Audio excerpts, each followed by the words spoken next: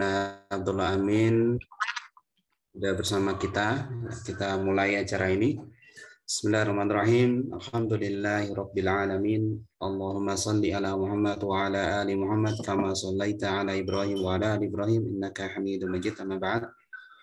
Alhamdulillah, kita bersyukur pada Allah Subhanahu wa taala yang telah berkumpul kembali di acara kajian akidah bersama Ustadz kita yaitu Ustadz Abdullah Amin hafizahullah taala. Dan insya Allah pada kesempatan ini ya kita akan membahas terkait tentang keutamaan sahabat Rasulullah dan masih dalam kitab Syarhus Sunnah ya karya Imam Muzani, yang kitab ini yaitu berusaha untuk dihafalkan dan diajarkan kepada anak-anak kita yang sudah menginjak kelas 4 atau 3 ya di SDTA Kutab Rumah Quran, yang sebelumnya mereka mempelajari kitab Ta'limus Sibyan At-Tauhid. Dan untuk yang anak-anak tentunya berbeda dengan yang dewasa. Dan ini, kajian ini tujuannya adalah agar kita semuanya bisa mengajarkan kepada anak-anak kita ya sesuai dengan usia mereka. Ya. Nanti kita bisa olah dengan bahasa sendiri, kita ajarkan kepada anak ilmu yang bisa kita serap dari Ustadzuna Abdullah Amin hafizahullah taala. Baik, Bapak sekalian rahimakumullah, untuk mempersingkat waktu mari kita simak penyampaian materi oleh Ustadzuna Abdullah Amin hafizahullah taala. Wa tafadhal mashkura ya Ustaz. Bismillahirrahmanirrahim.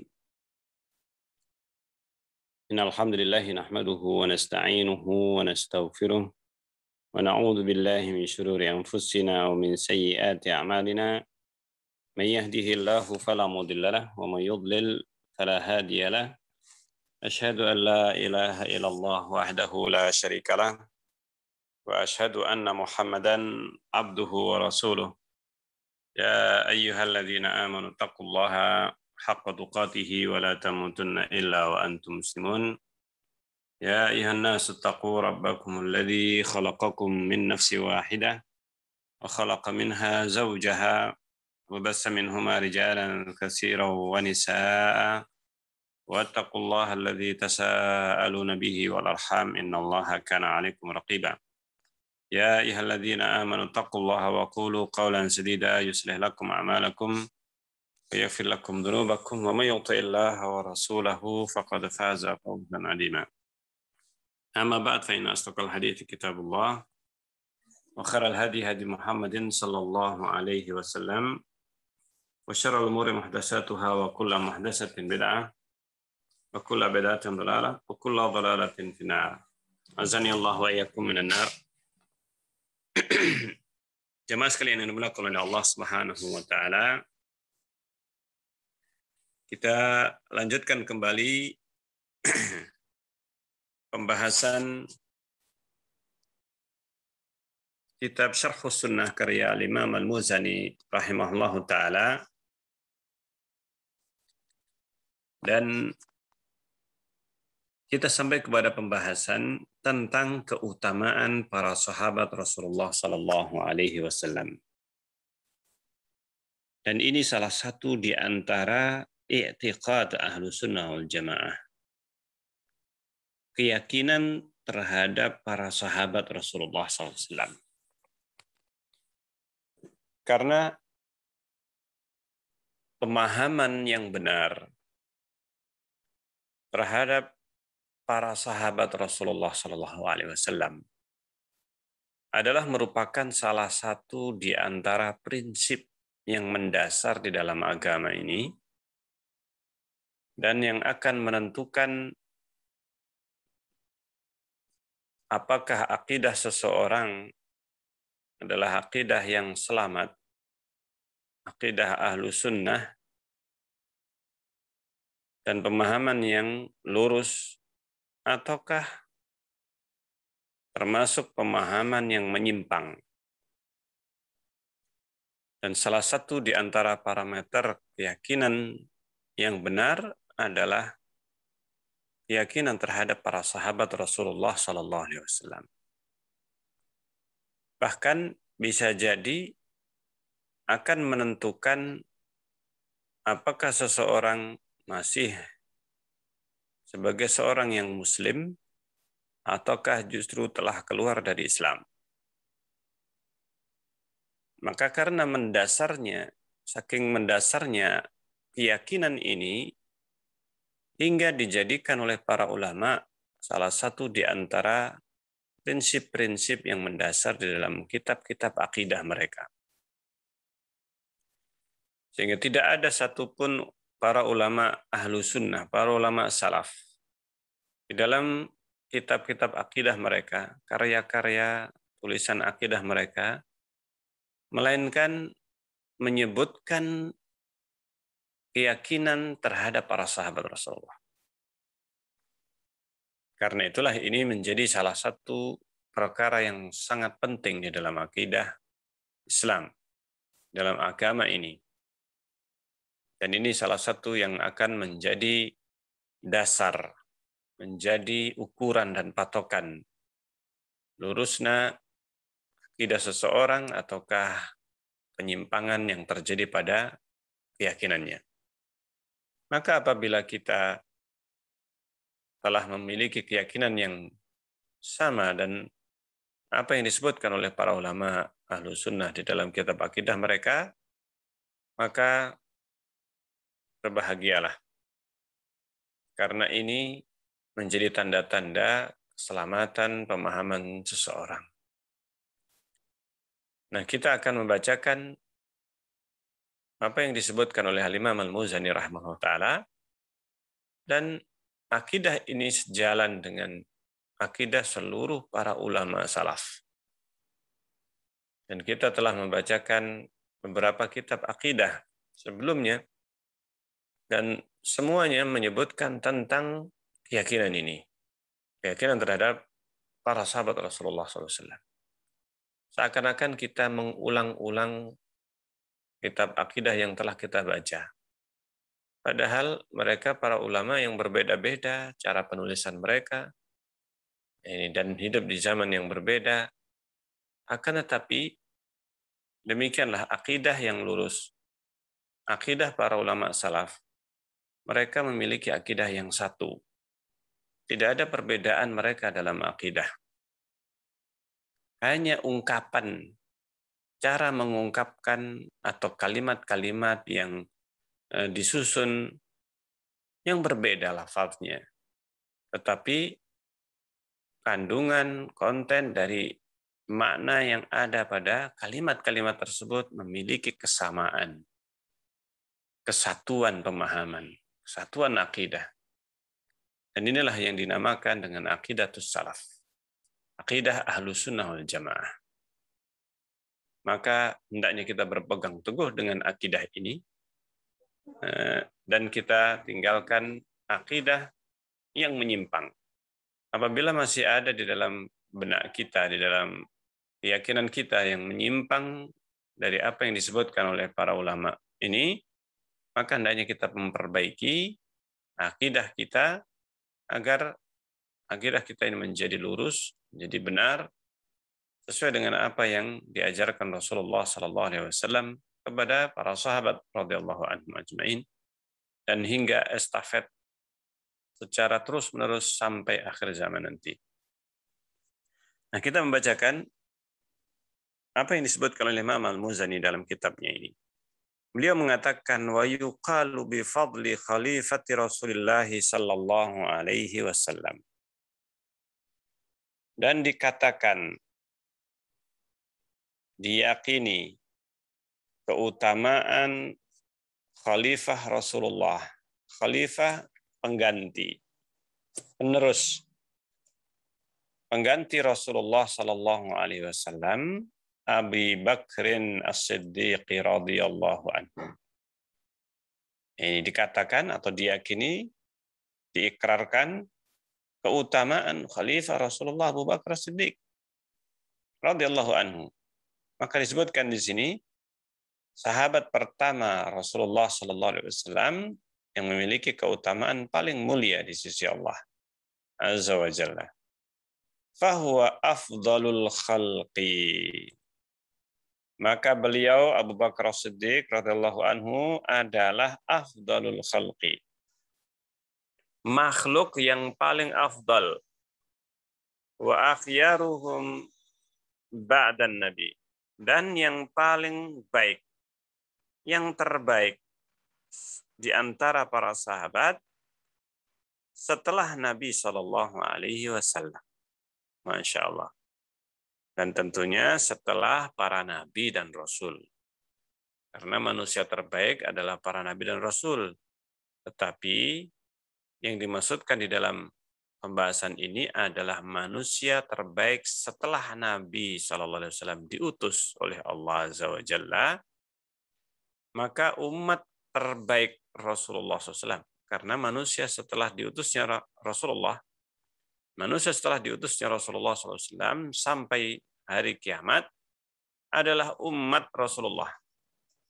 Maka setelah itu yang terbaik adalah Rasulullah SAW, kemudian Abu Bakar As-Siddiq. Sebagian ulama menyebutkan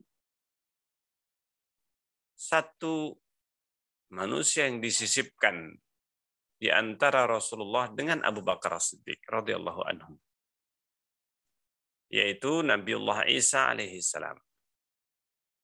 Nabi Isa alaihissalam disisipkan di antara Abu Bakar dan Rasulullah. Kenapa?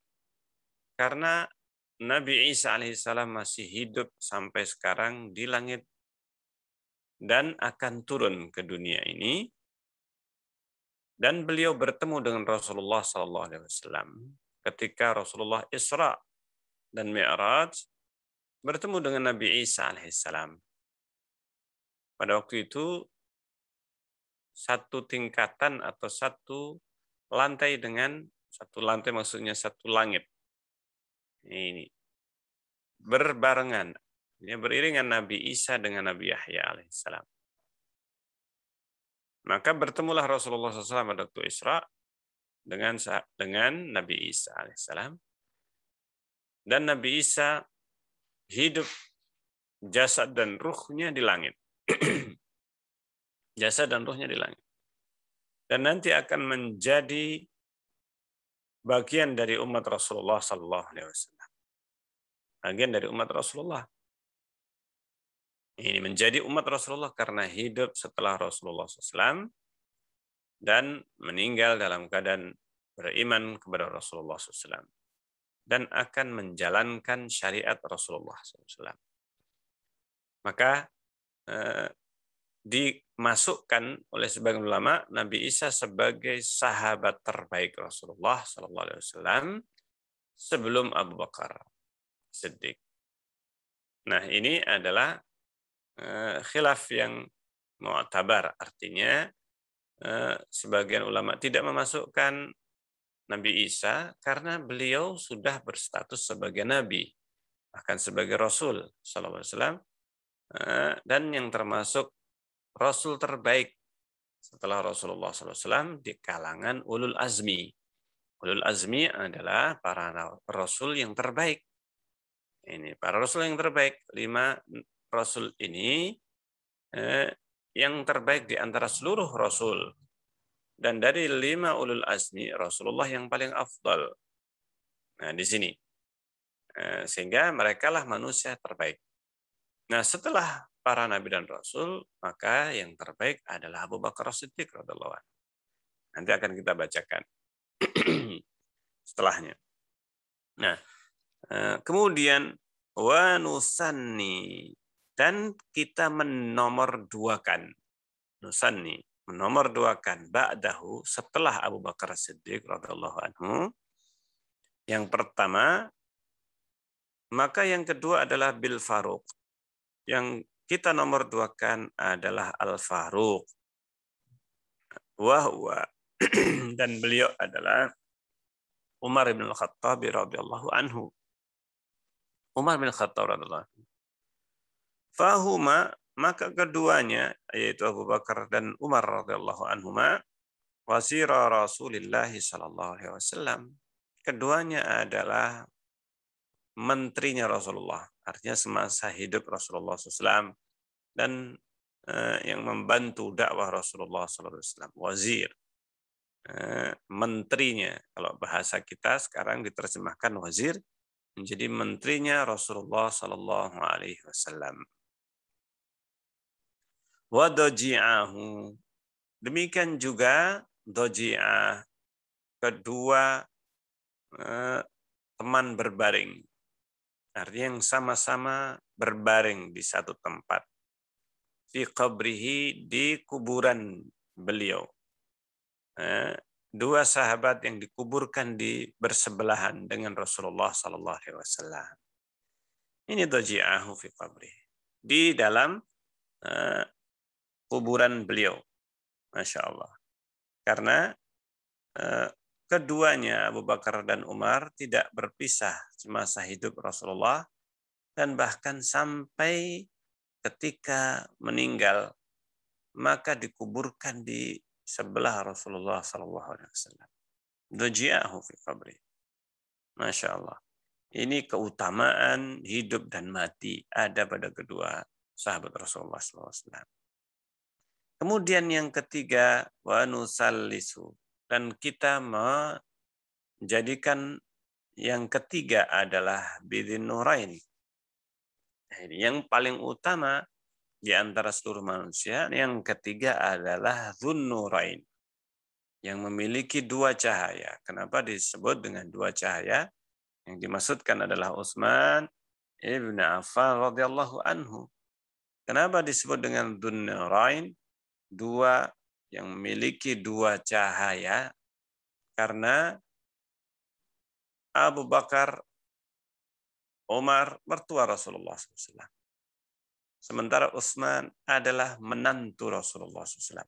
Bahkan dua kali menjadi menantu Rasulullah SAW. Sehingga dua putri Rasulullah adalah istri Utsman bin Affan radhiyallahu anhu. Setelah meninggal digantikan putrinya yang lainnya. Sehingga dua putri Rasulullah meninggal pada saat Utsman bin Affan radhiyallahu anhu di masa Rasulullah SAW.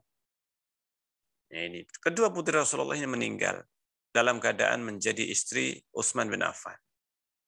Sampai-sampai Rasulullah SAW pada saat wafat putrinya, beliau mengatakan kepada Utsman bin Affan radhiyallahu anhu, seandainya aku masih memiliki putri, aku akan nikahkan denganmu. Aku akan nikahkan denganmu. Sebagian riwayat menyebutkan aku akan nikahkan dengannya, dengan Utsman bin Affan radhiyallahu anhu. Karena apa? Keutamaan Utsman. Karena kebaikan Utsman bin Affan radhiyallahu anhu dan pilihan Rasulullah sallallahu alaihi wasallam. Bukan karena kekayaan Utsman. Bukan karena kekayaannya, tetapi karena akhlak, karena kemuliaan Utsman bin Affan radhiyallahu anhu. Kesalehan, zuhud Utsman bin Affan, dan berbagai keutamaan yang lainnya.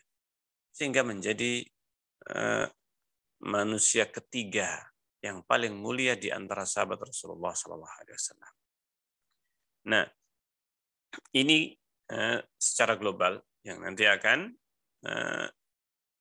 kita sebutkan sebagian di antara keutamaannya. Kemudian yang keempat, bidzil fadli.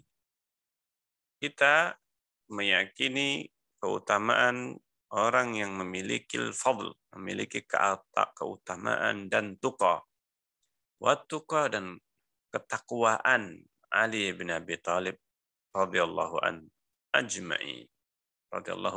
ajma'in. 4 manusia terbaik. Dan Allah takdirkan menjadi 4 pengganti yang berurutan. Secara berurutan, demikianlah yang Allah tunjukkan kepada manusia. Mereka mengganti Rasulullah secara berurutan. Dan ini pendapat jumhur ulama, di mana keutamaan mereka sama dengan urutan kekhilafahan pengganti Rasulullah SAW setelah wafat.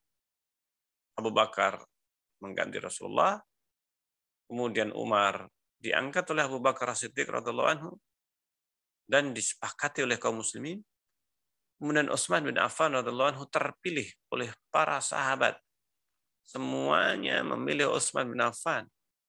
Dan ini menunjukkan ijma' para sahabat akan keutamaan Utsman. Mereka lebih mendahulukan Utsman daripada Ali bin Abi Thalib. Sehingga inilah yang rajih. Inilah yang rajih di antara pendapat para ulama, antara Utsman dan Ali di antara yang terbaik. Maka yang terbaik adalah, atau yang lebih baik adalah Utsman bin Affan. Dan ini pilihan seluruh sahabat Rasulullah SAW, Muhajirin dan Ansar dan yang lainnya. Untuk memilih Utsman bin Affan ketika diangkat menjadi khalifah, masih ada dua sahabat terbaik ini, Utsman dan Ali. Maka ketika itu yang terangkat atau yang terpilih di antara seluruh para sahabat, mereka didatangi satu persatu, dan ternyata mereka semuanya memilih Utsman bin Affan. Sehingga menjadi sebuah ijma'. Bukan hanya ijma' sukuti, ijma' karena diamnya yang lainnya.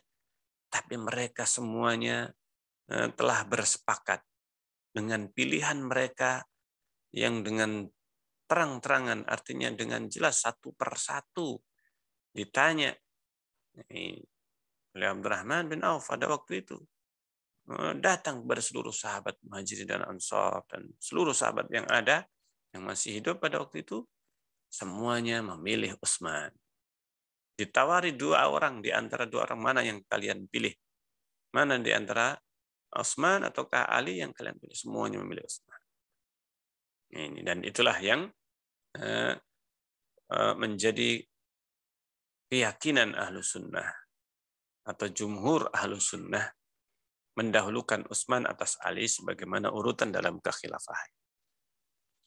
Sangat sedikit di antara para ulama yang lebih mendahulukan Ali bin Abi Thalib daripada Utsman. Daripada Utsman bin Affan radhiyallahu anhu. Meskipun ini adalah khilaf mu'tabar, perbedaan pendapat yang mu'tabar.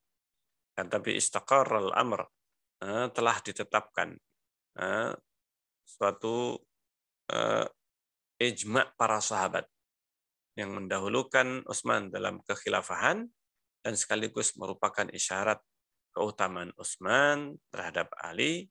Artinya Utsman lebih afdal daripada Ali karena para sahabat memilih Utsman. Tidak ada satupun yang memilih Ali dalam kekhilafahan.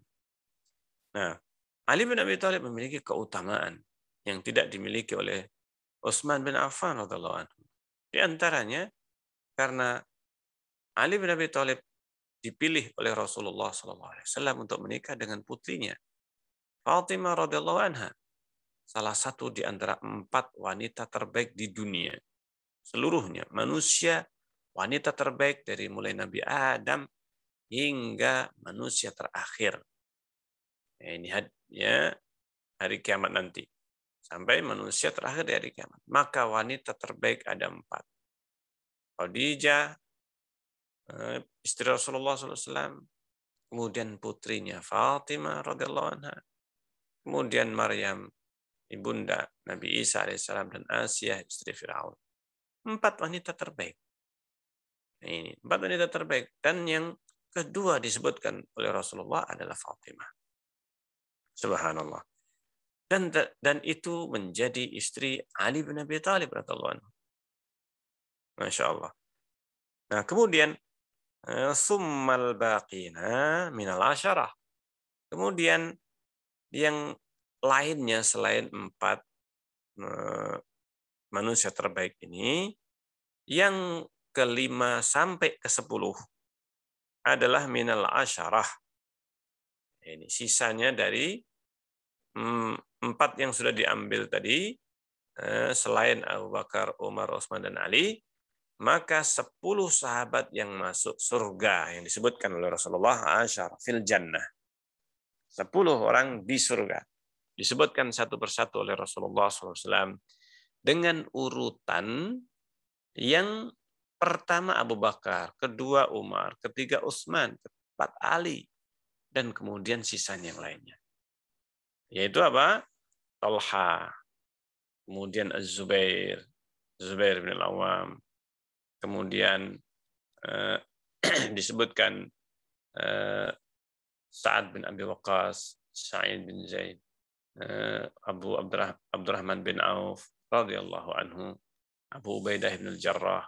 Maka mereka ini semuanya adalah para sahabat terbaik yang terjamin masuk surga. Di antara 10 sahabat ini, maka yang terbaik 4 Khulafaur Rasyidun secara urutan, dan kemudian riwayat yang setelah 4 orang ini sebagian menyebutkan urutan yang berbeda. Akan tetapi mereka 10 ini disebutkan oleh Rasulullah SAW dan tidak ada perbedaan. Di antara riwayat yang ada 10 ini, aujabalahum Rasulullah SAW al-jannah, di mana Rasulullah mewajibkan mereka masuk surga. Artinya terjamin mereka ini 10 orang masuk ke dalam surga. Masya Allah. Dan ini disebut oleh Rasulullah, 10 orang terjamin masuk surga. 10 orang di surga, kata Rasulullah. Abu Bakar fil jannah, Umar fil jannah. Wa nukhlisu likulli rajulin minhum minal mahabbati, dan kita nukhlisu, kita memurnikan untuk setiap orang dari 10 orang ini, minhum minal mahabbah, berupa kecintaan, biqadri alladhi aujaba lahum Rasulullah, sesuai dengan urutan ini kadar yang diwajibkan Rasulullah, minat tafdil, berupa kemuliaan atau pemuliaan. Maka yang paling berhak untuk dicintai atau yang paling besar kecintaan kita setelah Rasulullah SAW adalah kepada Abu Bakar Siddiq, kemudian kepada Umar, dan seterusnya. Ini, subhanallah. Nah, ini adalah merupakan sesuatu yang disebutkan Rasulullah. Summa lisairi ashabihi min ba'dihim ajma'in. Kemudian baru setelah itu seluruh sahabat Rasulullah SAW setelah mereka ajma'in semuanya. Dan sebagian ulama memperinci urutan-urutan mereka, keutamaannya selain 10 sahabat yang masuk surga. Kemudian disebutkan Ahlul Badar. Nah, ini Ahlul Badar.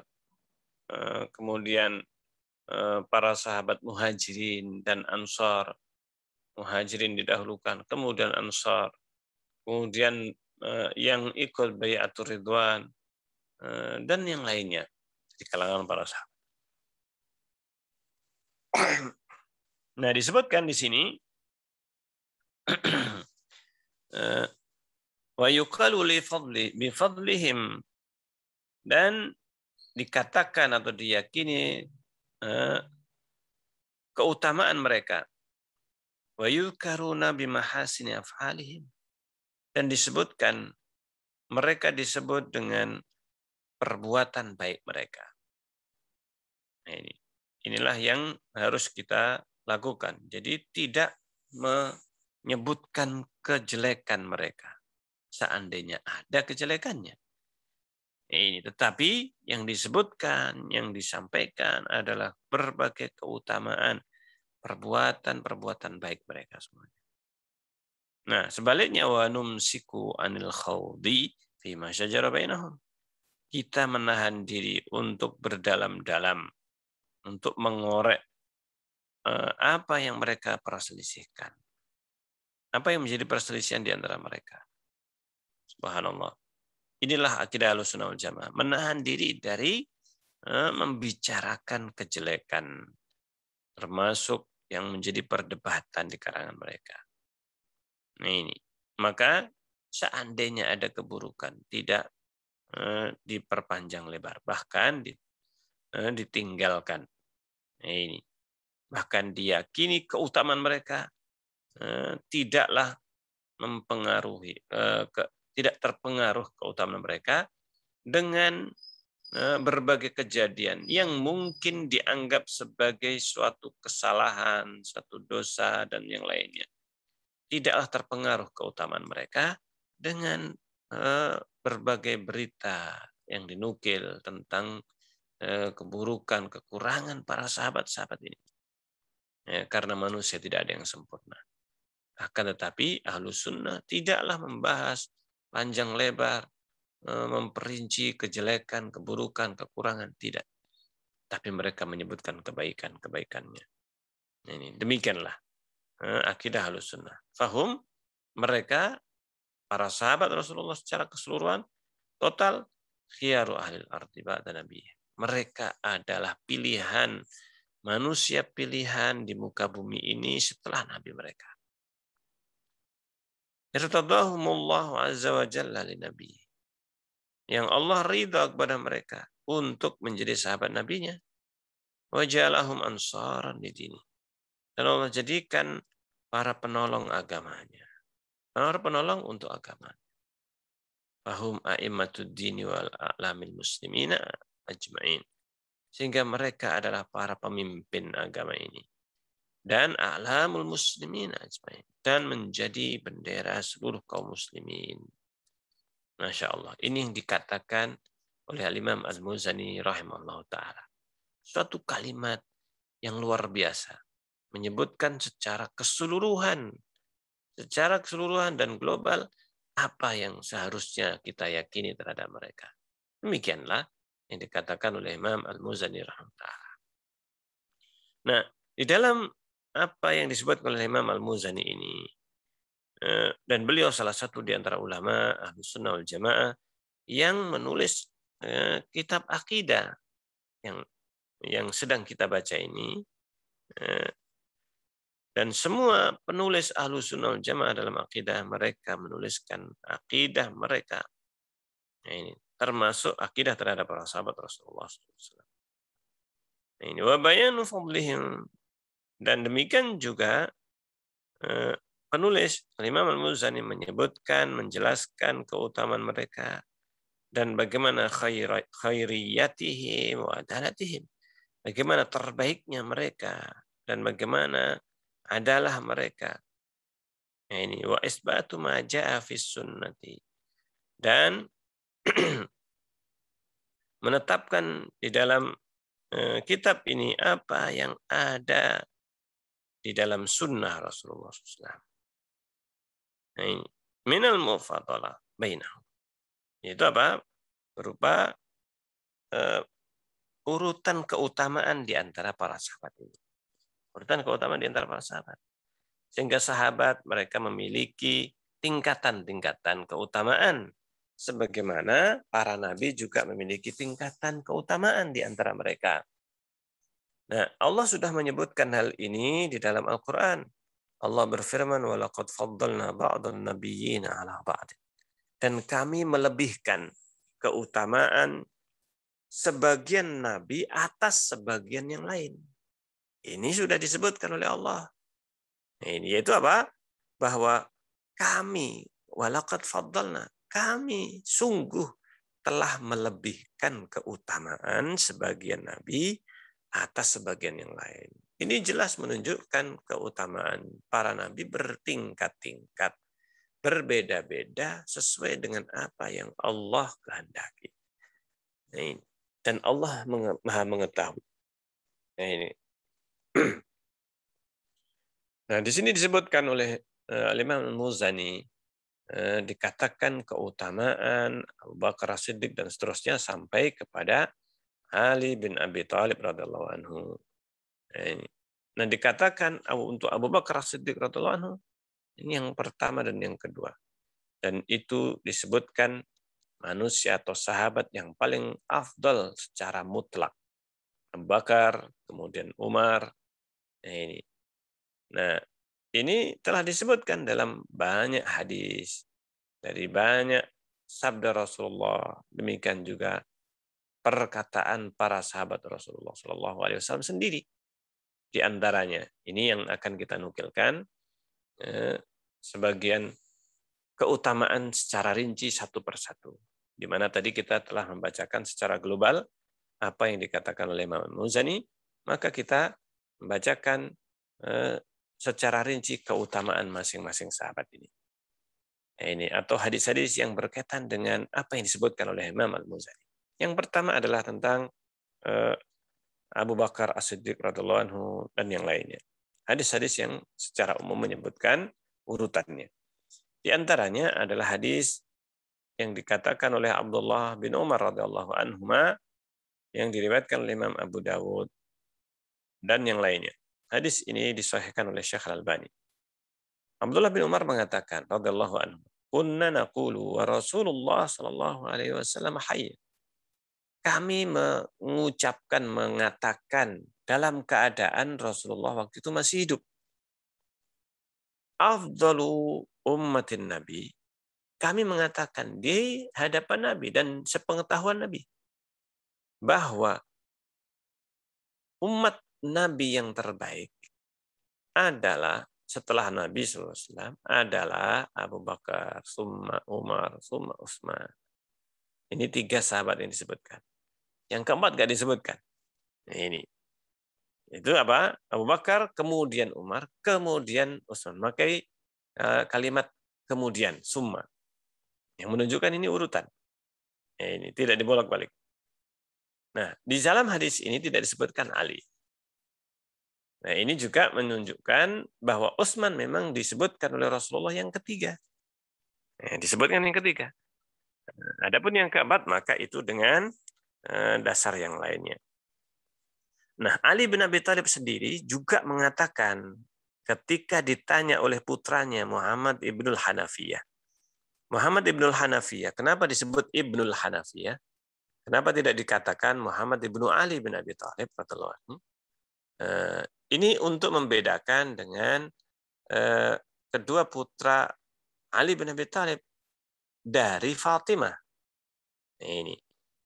Jadi Hasan dan Husain itu adalah keduanya adalah putra dari Ali bin Abi Thalib dari istri beliau Fatimah, putri Rasulullah SAW. Yang jelas lebih memiliki keutamaan daripada putra-putra Ali bin Abi Thalib yang lainnya. Karena lahir dari 2 manusia terbaik. Ali dan Fatimah, putri Rasulullah dan wanita terbaik. Ini di antara 4 wanita terbaik, Fatimah salah satunya. Nah ini. Nah, Muhammad ini adalah putra dari Al-Hanafiyah. Hanafiyah adalah istri Ali bin Abi Thalib yang didapatkan ketika perang melawan kaum Persia. Ali bin Abi Thalib yang juga ikut menaklukkan Persia pada waktu itu di masa kekhilafan Umar bin Khattab radhiyallahu anhu, maka Ali juga yang ikut memerangi. Nah, ini ikut berperang dan mendapatkan saham yaitu putrinya penguasa Persia. Subhanallah. Putrinya penguasa Persia yang akhirnya dinikahi oleh Ali bin Abi Thalib radhiyallahu anhu dan melahirkan Muhammad. Maka inilah yang disebut dengan atau dikenal dengan Muhammad ibnul Hanafiyah. Nah, ketika ditanya oleh putranya Muhammad ibnul Hanafiyah, Ali bin Abi Thalib radhiyallahu anhu ditanya, "Ayyun nasi khairun ba'da Rasulillah?" Siapakah manusia terbaik setelah Rasulullah SAW? Maka Ali bin Abi Thalib menjawab. Bayangkan, ini salah satu hadis yang menjadi pukulan telak kepada kaum Rafidah, kaum Syiah. Karena Ali bin Abi Thalib sendiri mengakui. Hanya saja mereka untuk lari dari hadis ini, mereka mengatakan ini adalah bentuk taqiyah Ali bin Abi Thalib. Pengennya mereka mengangkat Ali, tetapi justru sebenarnya mereka dengan perkataan ini menuduh Ali berdusta. Karena taqiyah itu hakikatnya dusta. Taqiyah itu hakikatnya dusta, mengatakan sesuatu yang tidak pada hakikatnya. Ini apabila disengaja maka pendusta. Nah, mereka mengatakan Ali bin Abi Thalib bertaqiyah, artinya berdusta. Ini tuduhan terhadap Ali bin Abi Thalib yang mereka angkat. Untuk apa berdusta? Subhanallah. Inilah yang menunjukkan keburukan dan kebusukan akidah mereka.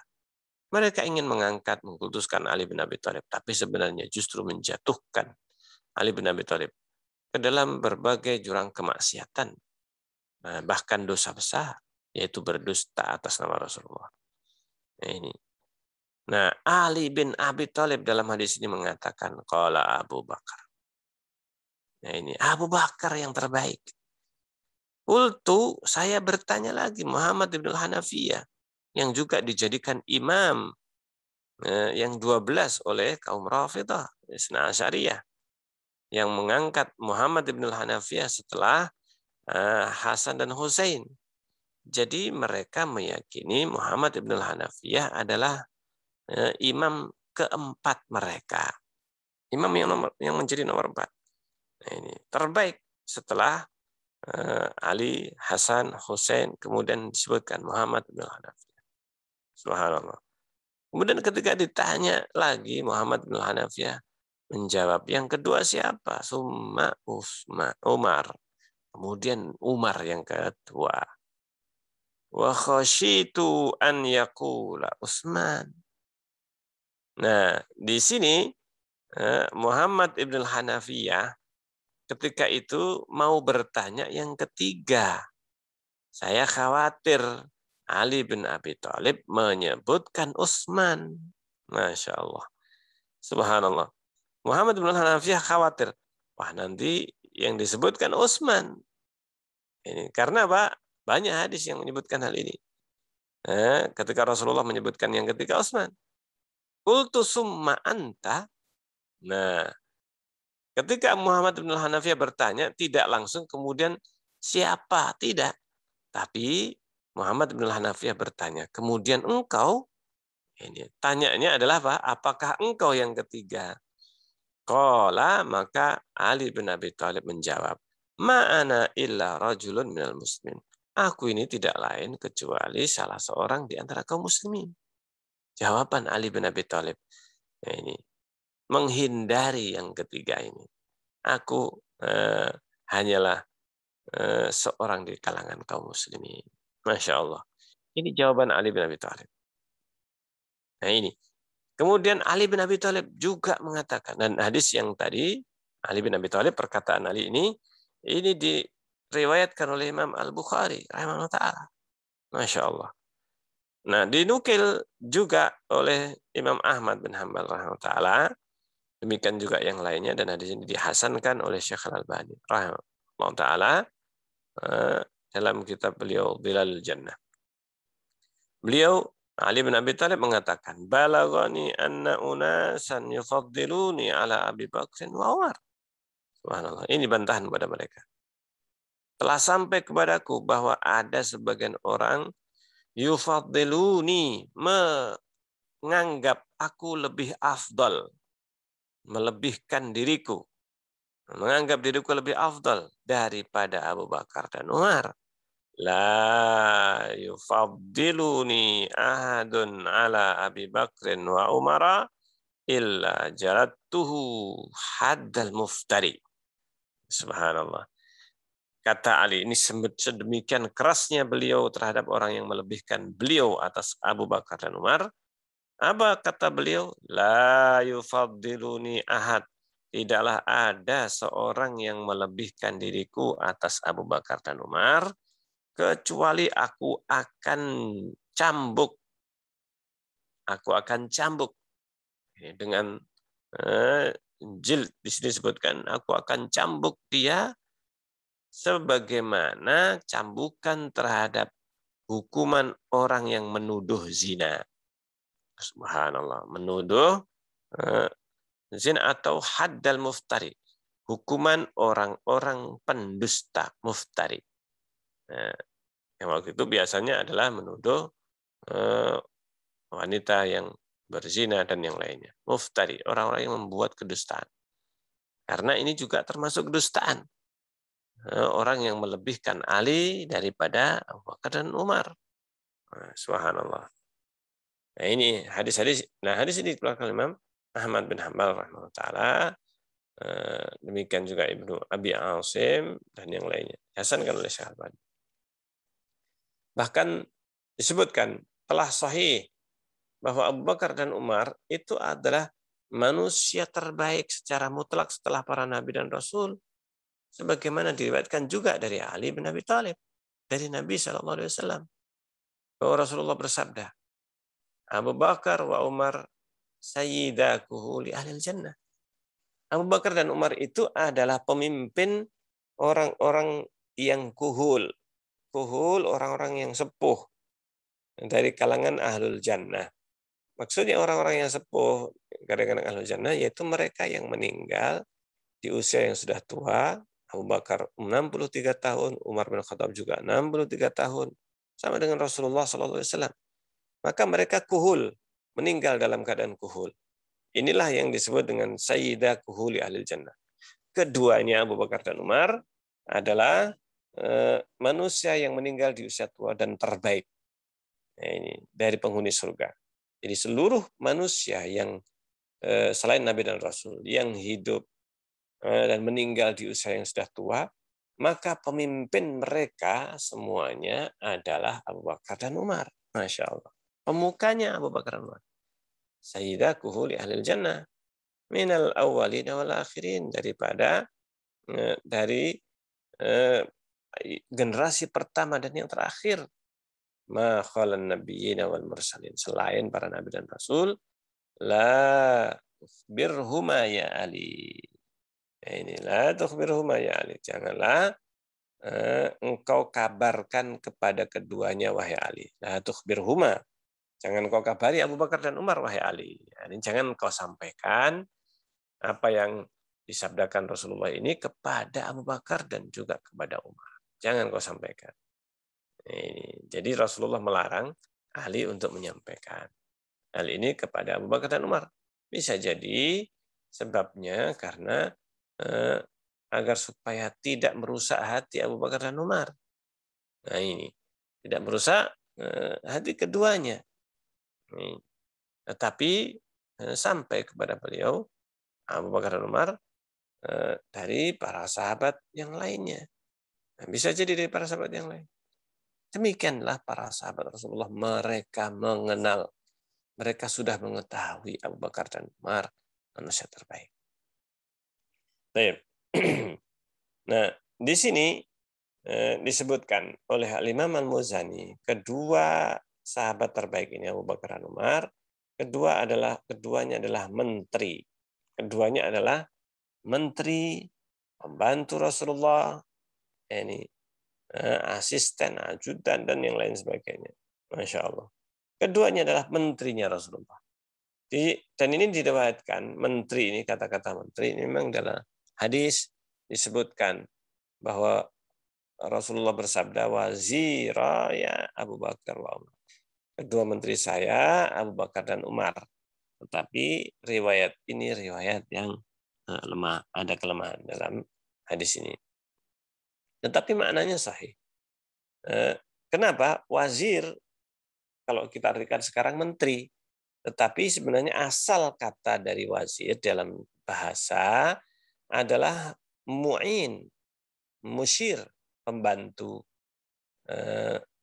penolong, nah ini, atau juga musyir yang memberikan musyawarah, isyarat, arahan, nasihat, usulan. Ini kedua sahabat Abu Bakar dan Umar yang senantiasa memberikan masukan kepada Rasulullah SAW. Meskipun bisa jadi Rasulullah dapat wahyu, selesai. Tetapi ada berbagai perkara yang Allah jadikan, Allah ilhamkan kepada Abu Bakar dan Umar, hingga kemudian melalui Abu Bakar dan Umar disampaikan kepada Rasulullah SAW, dan Rasulullah memilih, senantiasa memilih di antara para sahabat itu apa yang dikatakan oleh Abu Bakar dan Umar. Ini baru sahabat yang lainnya. Ini di antara keutamaan Abu Bakar dan Umar radhiyallahu anhu. Sehingga Imam Al-Muzani ketika mengucapkan atau ketika memilih diksi wazir, ini yang sering kita bahas tentang penggunaan diksinya. Di sini berbeda dengan diksi yang disebutkan oleh para ulama yang lainnya, meskipun banyak para ulama yang menggunakan kata wazir. Nah, ini secara hadis memang ada, tetapi sanadnya dhaif. Yaitu apa? Waziraya Abu Bakar Umar. Kedua menteri saya Abu Bakar dan Umar. Hanya saja maknanya sahih. Dan Rasulullah paling banyak meminta saran dari keduanya. Nah, ini musyawarah.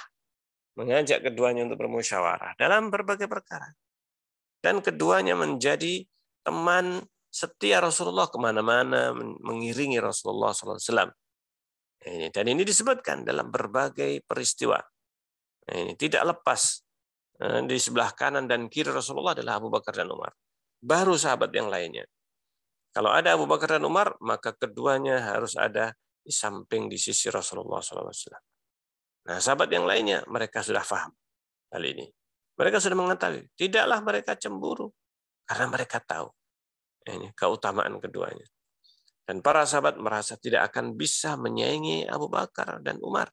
Umar saja tidak bisa menyaingi Abu Bakar. Ini apalagi selain Umar bin Khattab radhiyallahu anhu. Masya Allah. Padahal keduanya Abu Bakar dan Umar adalah ahlul ibadah. Tapi tetap keutamaan Abu Bakar dan Umar ini di atas yang lainnya. Meskipun ada selain Abu Bakar dan Umar yang lebih getol ibadahnya. Akan tapi tidaklah bisa bersaing mereka dengan Abu Bakar dan Umar. Ini, Masya Allah. Sampai-sampai disebutkan tentang hal ini. Ketika Rasulullah senantiasa kemana-mana, di situ ada Rasulullah, di situ ada Abu Bakar dan Umar. Kecuali jika salah satu atau keduanya sakit. Nah ini. Sampai-sampai Ali bin Abi Thalib mengatakan, pada saat wafatnya Umar bin Khattab radhiyallahu anhu, Ali bin Abi Thalib berkata, "In kuntu la'adhunnu." Sungguh saya dulu mengira. Nah ini. Saya dulu mengira. Saya dulu menyangka, kata Ali kepada Umar bin Khattab. Nah ini. Pada saat wafatnya Umar, an yaj'alakallahu ma'a sahibai. Sungguh aku dulu menyangka Allah akan menjadikan dirimu bersama kedua sahabatmu. Itu Abu Bakar dan Rasulullah dan Abu Bakar. Wa dzalika anni kuntu katsiran ma asma'u Rasulullah. Dan itu karena saya sering kali saya mendengar Rasulullah SAW yaqul, beliau mengatakan, "Ji'tu ana wa Abu Bakar wa Umar." Saya datang bersama Abu Bakar wa Umar.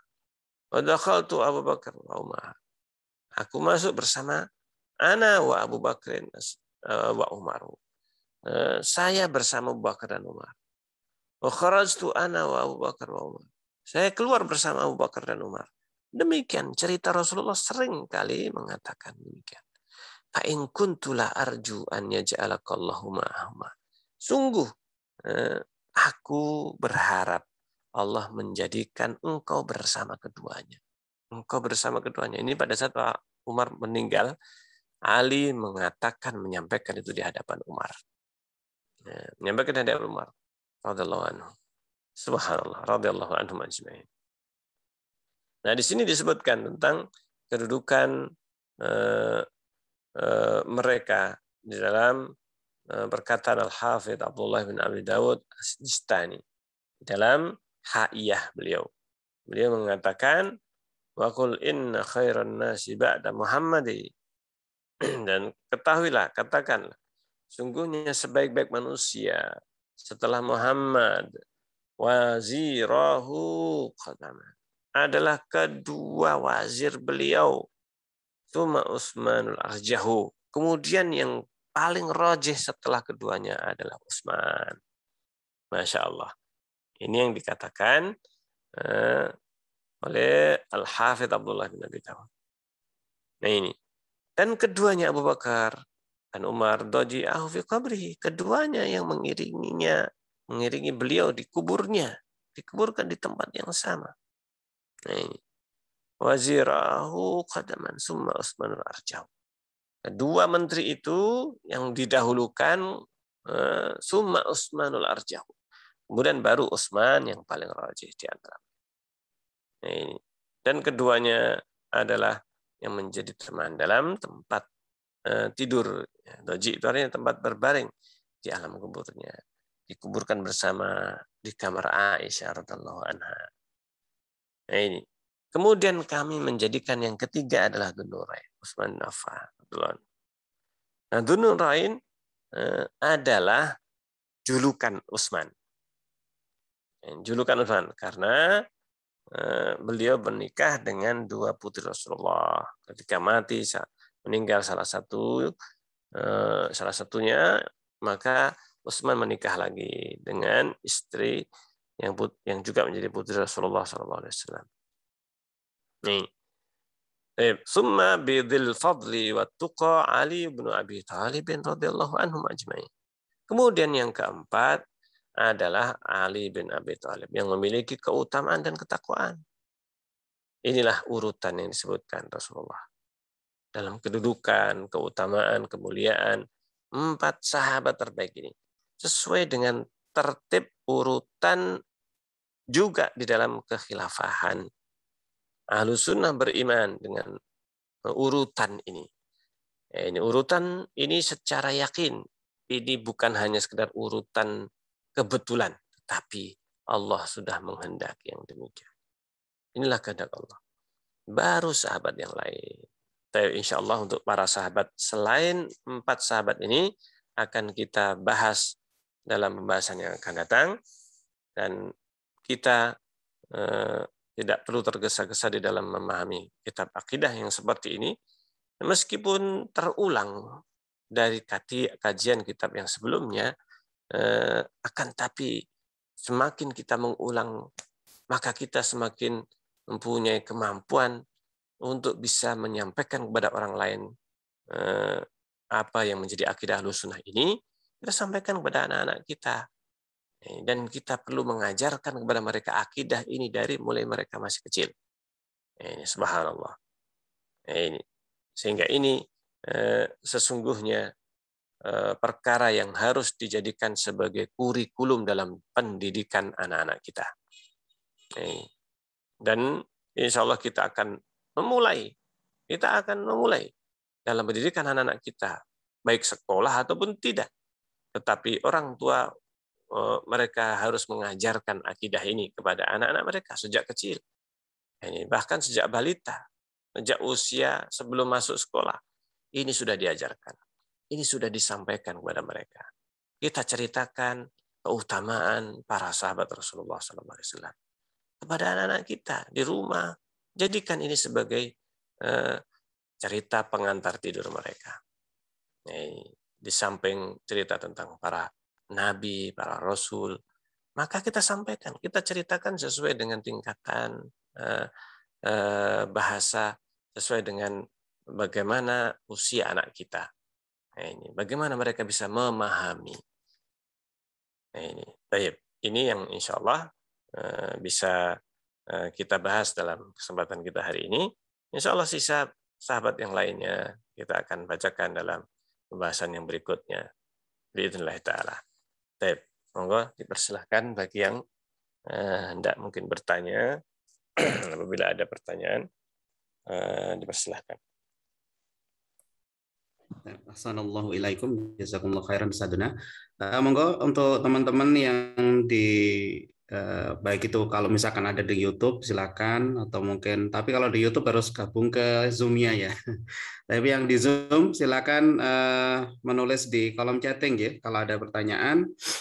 Untuk yang ke pekan kemarin belum sempat dijawab oleh Ustaz Duna, boleh ditulis kembali di kolom chat. Monggo kami persilakan.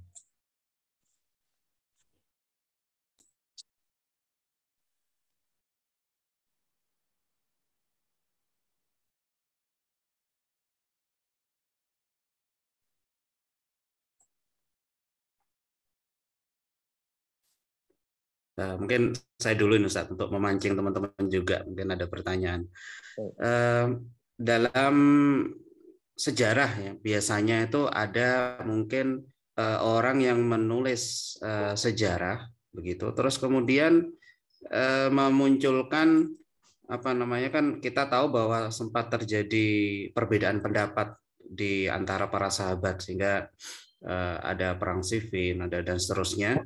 Nah, kemudian ada penulis sejarah ini yang ya sedikit langsung menyebut bahwa mungkin Muawiyah bin Abi Sufyan itu begini disebutkan kejelekannya sedikit. Nah, apakah itu diperbolehkan atau bagaimana yang seharusnya ketika kita menceritakan sejarah seperti ini? Begitu, Ustaz. Ini yang juga perlu untuk kita luruskan sekaligus di dalam memilih kitab-kitab sejarah. Karena sesungguhnya yang namanya kitab tarikh sejarah terutama atau termasuk diantaranya kitab-kitab yang menyebutkan tentang masa-masa Khulafaur Rasyidun sampai zamannya Muawiyah bin Abi Sufyan hingga sampai terbunuhnya Husain di Karbala. Ini fase-fase krusial dalam sejarah sebenarnya. Ini fase-fase yang disebut dengan fase krusial, artinya wafatnya Rasulullah, mulai dari wafatnya Rasulullah sampai kepada terbunuhnya Husain. Dan kemudian setelahnya, artinya para sahabat yang lainnya. Tetapi sampai masa beberapa masa setelahnya, Bani Umayyah, Bani Abbasiyah, artinya di mana para sahabat masih hidup. Ini fase-fase yang sangat menentukan, bahkan sangat mempengaruhi akidah. Kenapa? Nah, di dalam masa itu, dan sebenarnya dalam seluruh masa, termasuk di masa Rasulullah SAW, di masa Rasulullah SAW, ini terdapat banyak riwayat yang bersanad maupun yang tidak bersanad. Yang bersanad maupun yang tidak bersanad. Nah, banyak riwayat-riwayat menyebutkan yang disebutkan di dalam sejarah. Nah, ternyata ini banyak yang perlu disaring. Karena ternyata hadis itu yang diteliti kesohihannya, perawinya siapa, ini bagaimana hafalannya dan sebagainya. Ada sebagian di antara perawi itu adalah yang pendusta dan memalsukan hadis, atau perawi yang sangat lemah, dan berbagai perawi yang memiliki latar belakang akidah yang berbeda-beda, masuk akidah Rafidah, ini Mu'tazilah, Khawarij, dan yang lainnya. Nah, di dalam buku sejarah pun itu juga banyak riwayat bersanad dan juga tidak bersanad. Nah, adapun yang tidak bersanad, maka kita tidak boleh menjadikan itu sebagai landasan sejarah. Karena kita tidak mengetahui ini siapa yang menukil. Nah, ini konon dan kabarnya, sebagaimana yang ada di negeri kita. Nah, di dalam sejarah Islam ini para ulama pun menukil sejarah dengan sanad. Ini saya menyampaikan ini sebelum menjawab apa yang ditanyakan. Karena ini penting sekali. Termasuk yang sangat berkaitan dengan pembahasan kita kali ini. Ini pertanyaan yang sangat bagus ini. Nah, sejarah pun juga ada hadis-hadis dari masa setelah Rasulullah wafat juga menggunakan, para ulama itu menggunakan sanad. Mereka menggunakan sanad dalam menukil kisah atau cerita, sirah, sejarah sejak wafatnya Rasulullah. Bukan hanya hadis Rasulullah saja yang dinukil dengan sanad, tetapi sejarah itu dinukil dengan sanad. Nah, ternyata ditemukan dalam kitab-kitab sejarah ini yang bersanad pun ini juga banyak yang dinukil oleh orang-orang yang memiliki keyakinan dan pemahaman yang menyimpang, Rafidah, Syiah, dengan berbagai macam jenis alirannya mereka, dan mereka ini memiliki keyakinan bolehnya berdusta, bahkan disyariatkan berdusta. Nah, ini mengarang, membuat riwayat-riwayat, dan termasuk diantaranya terutama pada masa Muawiyah, yang disematkan kepada Muawiyah, cerita-cerita tentang Muawiyah bin Abi Sufyan, tentang Ali bin Abi Thalib radhiyallahu anhu. Subhanallah. Apabila kita membandingkan dengan riwayat-riwayat yang sahih atau lebih mending, ini ada riwayat yang lemah, tetapi bukan pendusta perawinya. Sementara ada riwayat yang lain yang di dalamnya terdapat para pendusta. Maka yang kita ambil seandainya kita mau memilih, maka yang kita harus dahulukan adalah riwayat yang tidak ada pendustanya. Yang kemungkinan adalah seorang yang lemah hafalannya. Ini masih mending. Apalagi jika ada yang sahih, maka kita yang memilih riwayat tersebut.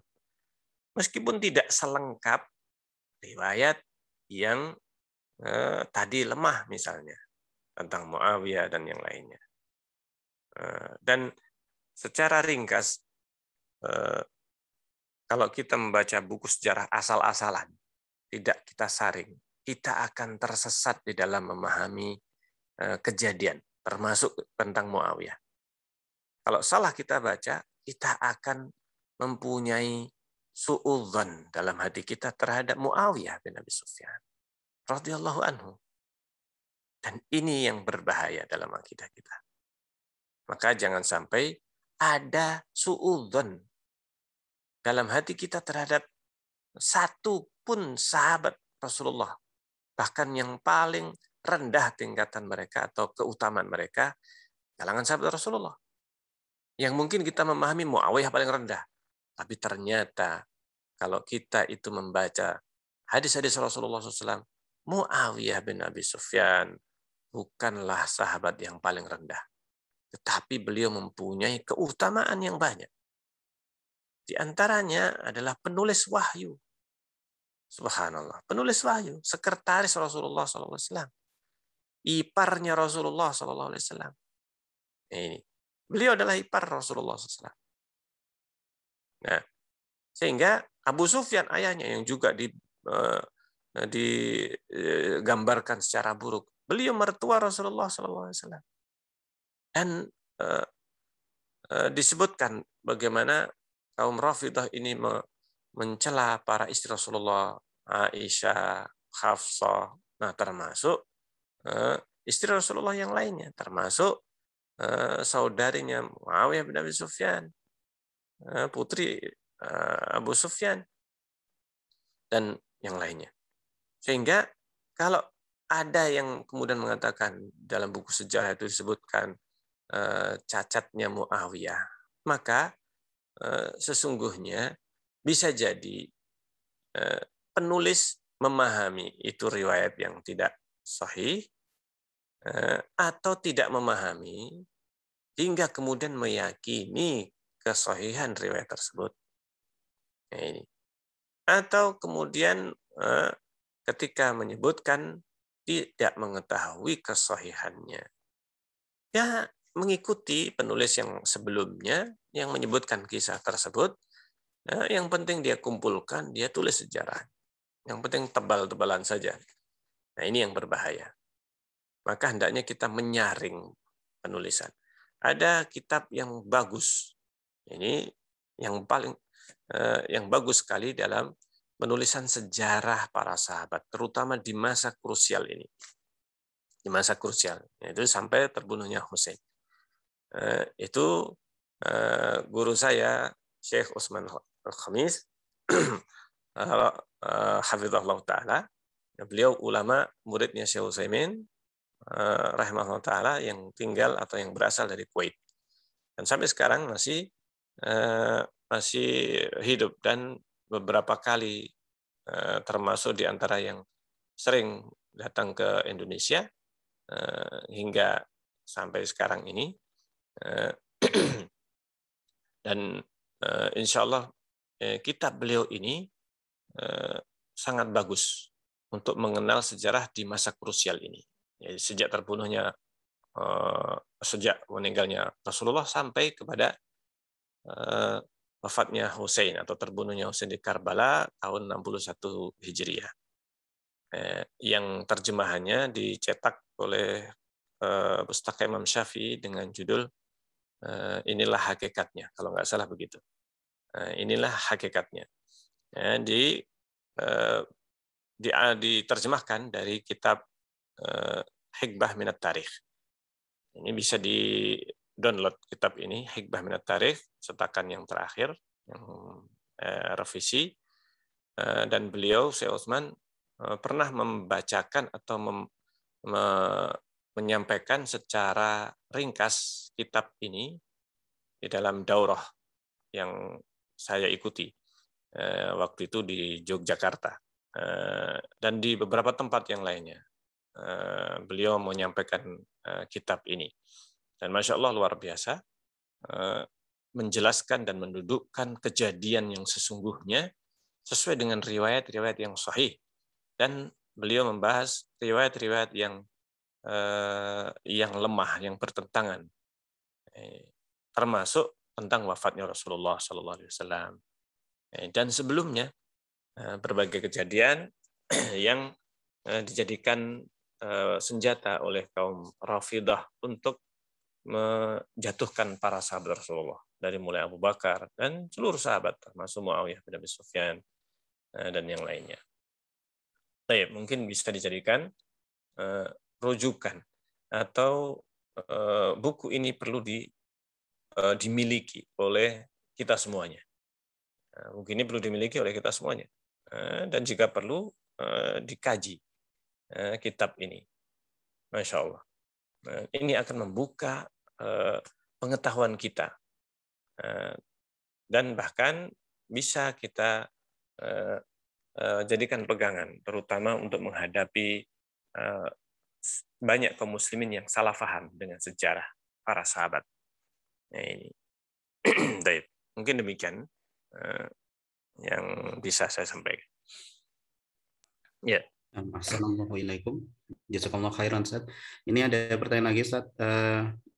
Penanya meminta untuk jenengan mengulang tentang pertanyaan dari Al-Hanafiyah kepada Ali bin Abi Thalib, terutama tentang ucapannya ini Ali bin Abi Thalib, Ustaz. Yang wa khasyitu an yaqula Utsman qultu dan seterusnya itu. Demikian. Ya.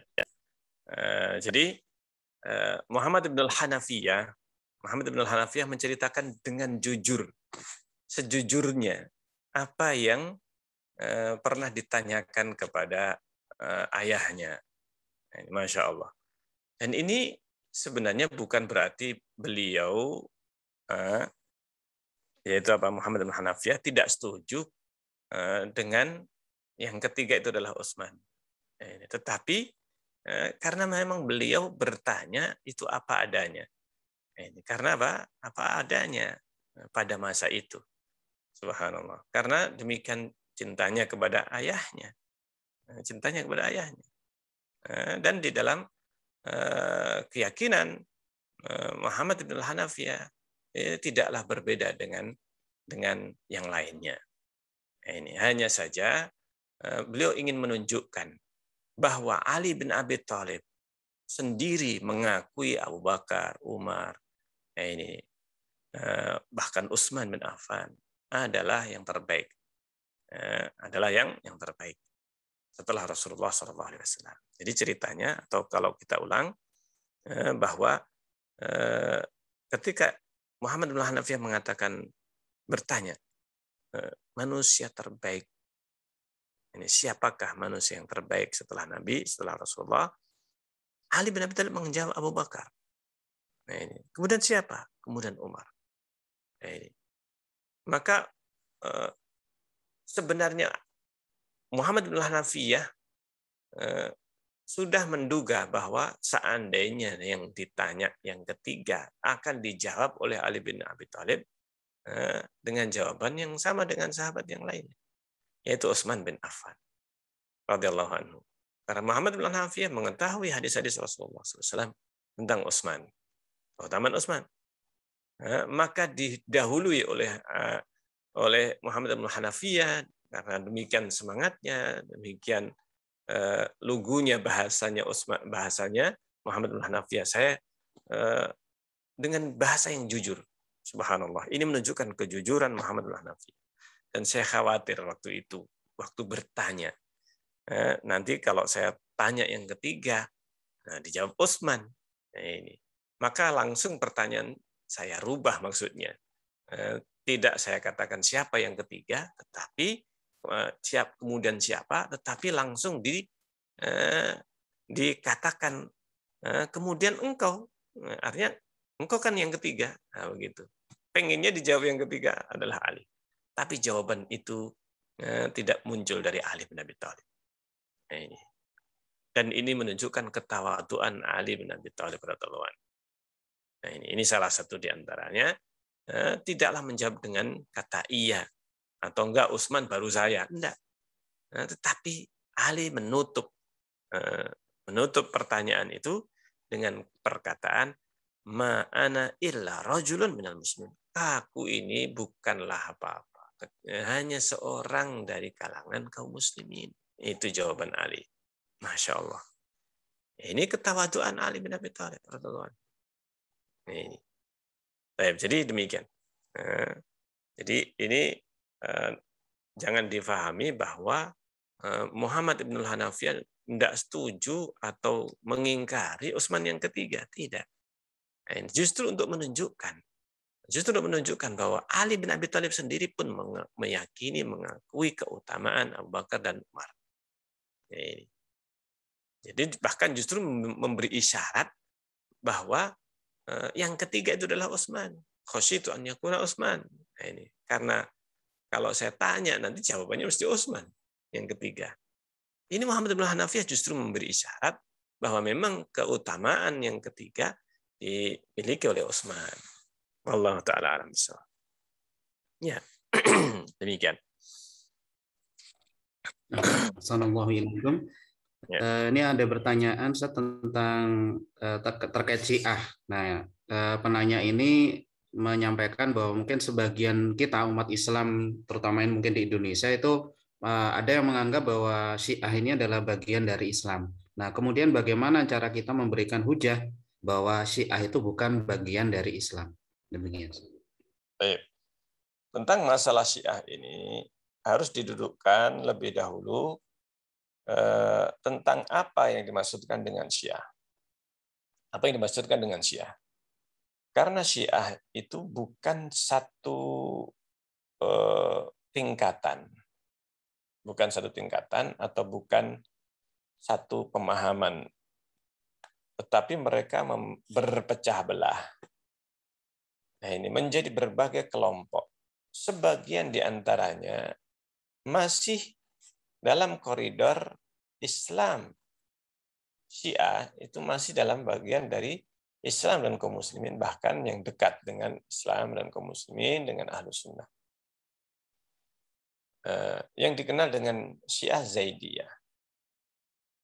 Nah, ini kelompok yang secara mayoritas berada di negeri Yaman, tetapi mereka sebenarnya sudah hampir punah. Bisa dikatakan hampir punah, atau mungkin sudah punah. Dalam artian pemahaman ini.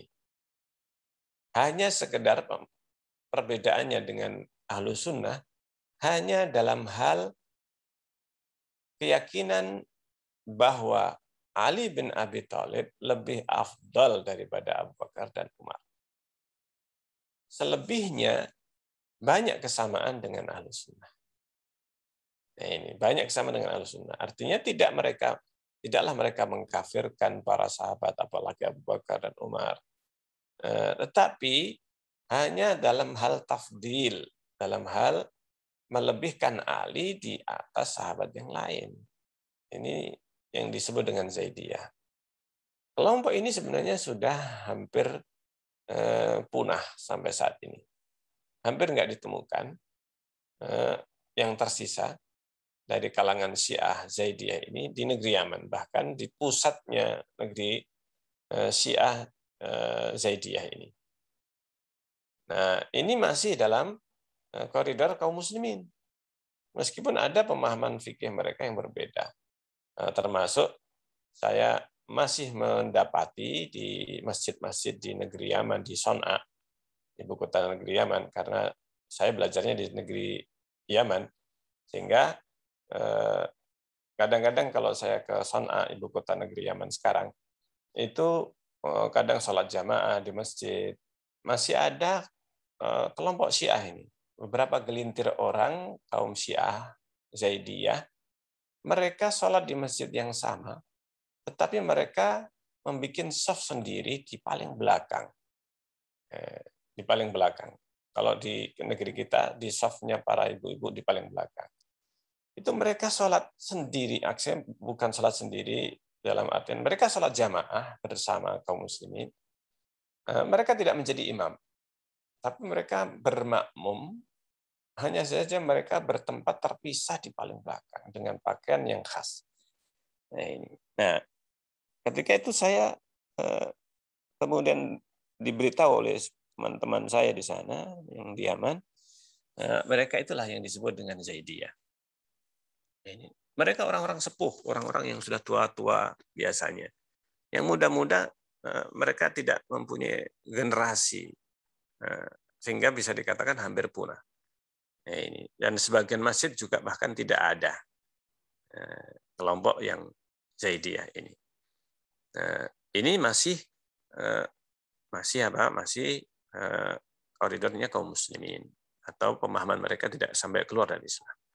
Berbeda dengan Rafidhah, kemudian Nusairiyah dan yang lainnya yang ada di Suriah dan kelompok-kelompok yang ada yang sekarang ini kiblatnya mayoritas kepada kaum Rafidhah di Iran. Maka mereka ini keyakinannya sudah keluar dari Islam. Nah, untuk memahamkan keluarnya mereka dari Islam, ini perlu kita mengetahui keyakinan-keyakinan kaum Rafidhah ini yang menjadikan mereka keluar dari Islam. Salah satu di antaranya yang kita bahas saat ini yaitu tentang sahabat, di mana kaum Rafidhah telah mengkafirkan para sahabat Rasulullah kecuali Ahlul Bait dan beberapa gelintir sahabat. Nah, ini Salman Al-Farisi, Miqdad bin Al-Aswad. Nah, ini yang dikecualikan oleh mereka yang tidak sampai kafir. Jadi hampir semua sahabat kafir, murtad. Apalagi Abu Bakar dan Umar. Apalagi Aisyah dan Hafsah yang dituduh oleh mereka bersekongkol untuk membunuh Rasulullah. Ini meracun Rasulullah. Subhanallah. Padahal dalam riwayat banyak disebutkan tentang sebab wafatnya Rasulullah adalah racun yang diberikan oleh wanita Yahudi yang ditaruh di daging yang dihidangkan kepada Rasulullah. Ini sebenarnya yang menjadikan racun itu pada saat ajalnya sudah dekat Rasulullah oleh Allah dijadikan sebagai racun yang kemudian bekerja racun itu selama hidup Rasulullah. Sejak diracun, racun itu tidak pernah berpengaruh, dan ini penjagaan Allah. Tapi ketika saatnya memang ajalnya Rasulullah, maka itulah yang menjadi sebabnya. Sebab wafatnya Rasulullah adalah racun ini. Nah, ini. Dan itu bukanlah Aisyah atau Hafsah. Subhanallah. Ini keyakinan kaum Rafidhah. Mereka wajib dalam agama mereka melaknat Abu Bakar dan Umar. Mereka menyebutnya dua tauhid. Nah, ini harus kita fahami. Nah, untuk membahas keyakinan-keyakinan Rafidhah ini perlu majelis khusus. Majelis khusus. Atau bisa membaca kitab yang ditulis oleh para ulama tentang Syiah, para ustadz, di antaranya juga beberapa tulisan ustadz kita, di antaranya Ustadz Ali Ahmad ada tentang Syiah. Nah, ini tentang perbedaan dan persamaan. Ini artinya persamaan dengan Majusi, perbedaan dengan Islam, dan persamaan dengan Majusi, dengan Yahudi, dan yang lainnya. Ini kitab yang bagus mengulas tentang Rafidhah ini atau Syiah. Dan demikian juga kitab yang lainnya.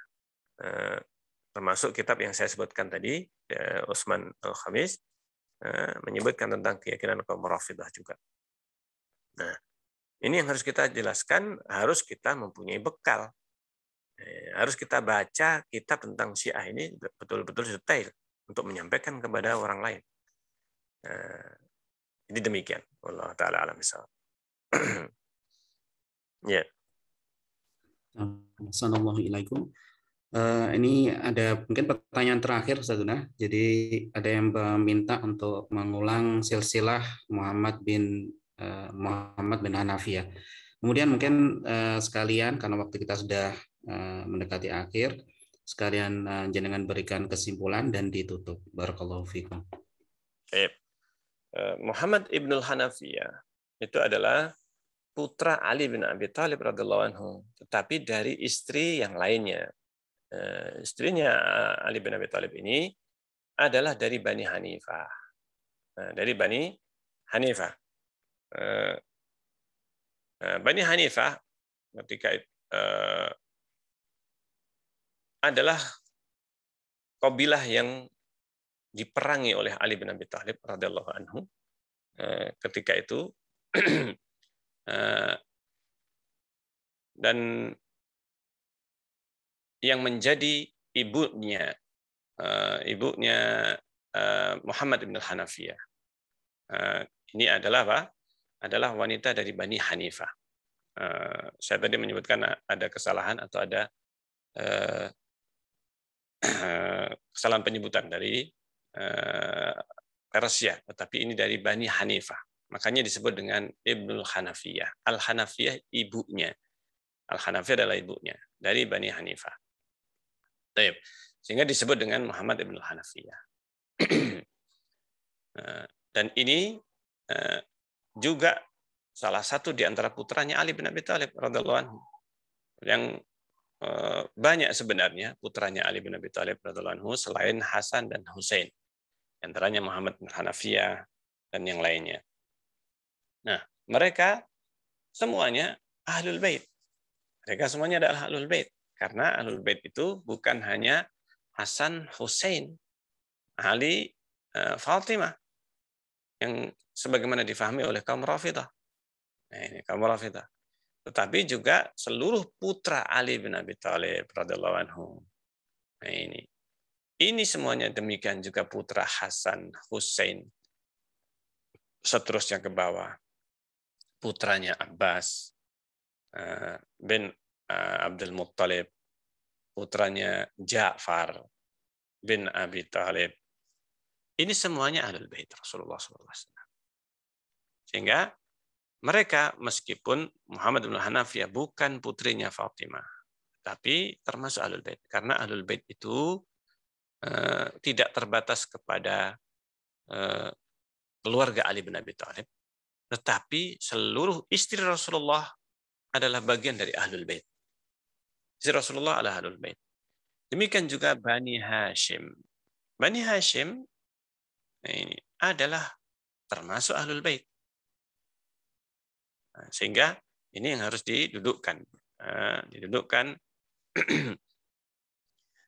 Di dalam memahami apa yang disebut dengan Ahlul Bait Rasulullah SAW. Nah, ini mungkin yang bisa saya sampaikan dalam pembahasan kita kali ini, dan mengakhiri apa yang saya sampaikan, bahwa di antara yang sangat penting untuk kita fahami dalam akidah Ahlus Sunnah, dalam akidah yang harus kita yakini dan kita pelajari adalah akidah yang berkaitan dengan para sahabat Rasulullah. Sikap kita terhadap para sahabat Rasulullah. Sebagaimana yang disebutkan oleh Al-Imam Al-Muzani dan yang lainnya. Yaitu tidak mencela sahabat Rasulullah SAW. Satupun di antara mereka. Termasuk Muawiyah bin Abi Sufyan. Dan yang lainnya. Abu Hurairah radhiyallahu anhu. Dan yang banyak disebutkan di dalam kitab-kitab kelompok Rafidhah ataupun kaum Mu'tazilah, kaum Khawarij yang mereka membicarakan dan meyakini berbagai keyakinan terhadap para sahabat Rasulullah. Dan bisa dijadikan ciri khas Ahlul Bid'ah. Ciri khasnya, salah satu ciri khas Ahlul Bid'ah adalah waqi'ah fi ashabi Rasulullah. Adalah membicarakan meyakini su'udzan, memiliki pemahaman dan pandangan miring, minimal miring, bahkan pandangan yang tajam kepada para sahabat Rasulullah SAW, maka semakin kelompok itu semakin buruk sikap mereka, keyakinan mereka terhadap para sahabat Rasulullah, maka semakin sesat ajaran itu. Semakin sesat ajaran tersebut. Bahkan bisa menyebabkan kekafiran seseorang ketika keyakinan mereka terhadap para sahabat Rasulullah SAW mencapai derajat kekufuran. Di antaranya ketika meyakini kafirnya Abu Bakar atau mengatakan munafik Abu Bakar, Umar, dan para sahabat yang lainnya. Mereka kaum munafik. Muawiyah bin Abi Sufyan, waliyadzubillah. Ini bahayanya. Dan ini ada. Ini keyakinannya kaum Rafidah, bahwa Muawiyah, mereka semuanya munafik. Waliyadzubillah. Bahkan jangankan Muawiyah, Abu Bakar, Umar bin Khattab radhiyallahu anhu, mereka kaum munafikun. Mereka sudah menyembunyikan kekafiran, memendam kekafiran di zaman Rasulullah. Ini keyakinan kaum Rafidah. Bukan hanya setelah wafat Rasulullah, tapi mereka sudah memendam kebencian terhadap Ali bin Abi Thalib dan kemunafikan yang mereka pendam di masa Rasulullah SAW. Nah, ini bukan hanya para sahabat, bahkan istri Rasulullah SAW. Mereka menjadikan para sahabat munafik. Makanya kaum Rafidah adalah kaum yang dikafirkan oleh para ulama. Nah, ini sebenarnya sebab-sebab pengkafiran Rafidah itu banyak. Salah satu di antaranya adalah berkaitan dengan para sahabat. Meskipun ada yang lebih besar daripada itu. Yaitu di antaranya keyakinan mereka terhadap Ali bin Abi Thalib radhiyallahu anhu. Yang sekarang ini, Syiah yang sekarang atau Rafidah yang sekarang, keyakinan terhadap Husain. Mereka berdoa kepada Husain. Jadi sebenarnya mereka itu menuhankan Husain. Ini Husain adalah Allah. Dan berbagai keyakinan yang kalau kita sebutkan sudah cukup. Dengan keyakinan itu mereka sebenarnya sudah keluar dari Islam. Apalagi ditambah dengan keyakinan terhadap para sahabat. Dibandingkan dengan keyakinan mereka, kesyirikan mereka itu jauh lebih berbahaya dibandingkan keyakinan terhadap para sahabat Rasulullah. Tingkatan kekafirannya itu mereka yang jelas-jelas menjadikan mereka kafir adalah ketika perbuatan mereka sudah memasuki ranah syirik. Dan ini adalah terbesar. Sehingga kalau seandainya kita bisa menunjuk kaum musyrikin sekarang ini yang disebutkan oleh Allah dalam Al-Quran, yang menyembah selain Allah, maka yang bisa kita tunjuk adalah kaum Rafidah, kaum Syiah yang menuhankan Husain, Ali bin Abi Thalib radhiyallahu anhu, Ahlul Bait, terutama Husain ini yang sekarang menjadi sentral ibadah mereka. Yang dijadikan sentral ibadah bukan Ali bin Abi Thalib lagi, bukan lagi Hasan, tetapi Husain. Ini. Sehingga mereka dalam akidah mereka Husain ini adalah perwujudan dari Allah Azza wa Jalla. Husain huwa Allah. Ini. Sehingga mereka memanggil ya Husain, ya Husain. Maka penting kita memahami hal ini, keyakinan terhadap sahabat Rasulullah Sallallahu Alaihi Wasallam, agar kita terjaga dari pemahaman yang menyimpang. Semoga bermanfaat. Kita akhiri sampai di sini. Subhanakallahumma rabbana bihamdik asyhadu an la ilaha illa anta astaghfiruka wa atubu ilaik. Wassalamualaikum warahmatullahi wabarakatuh. Waalaikumsalam warahmatullahi wabarakatuh. Assalamualaikum wa jazakumullah khairan.